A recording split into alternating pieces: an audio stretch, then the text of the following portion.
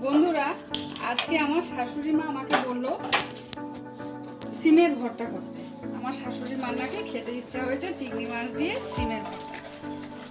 ব্যাস, আমার শাশুড়ি মা খেতে চাইলেই আমি খুব আনন্দ পাই। শুরু করে দিলাম সিমের ভর্তা। সিমটা কেটে ধুয়ে রেখেছিলাম, এখন একটু ভাপিয়ে নেব। আমার সিমটা ভাপানো হয়ে গেছে, এবার আমি এটা নামিয়ে একটু ঠান্ডা করে নেব।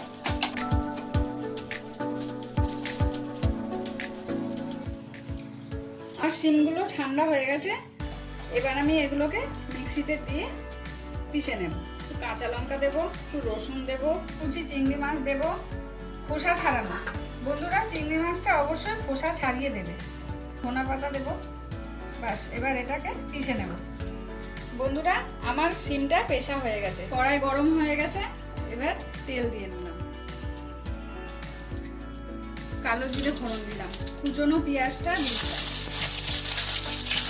পেঁয়াজটা একটু ভাজা ভাজা করে নেব। পেঁয়াজটা আমার ভাজা ভাজা হয়ে গেছে, এবার সিমের বাটাটা দিয়ে দেব। এবার একটু হলুদ দিলাম আর নুন দিলাম। এটা যতক্ষণ না কড়াইয়ে তেল না ছেড়ে দেবে ততক্ষণ পর্যন্ত নাড়বো। নেড়ে নেড়ে এইভাবে শুকিয়ে নেব। এই যে দেখুন, কড়াইয়ে ছেড়ে দিয়েছে, এবার এটা হয়ে গেছে। এবার এটাকে নামিয়ে নেব। এর উপরে একটু কাঁচা সরষের তেল ছড়িয়ে দিলাম।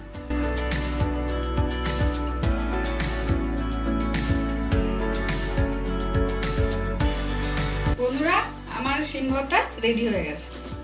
ভালো লাগলে একটা লাইক করে দেবেন।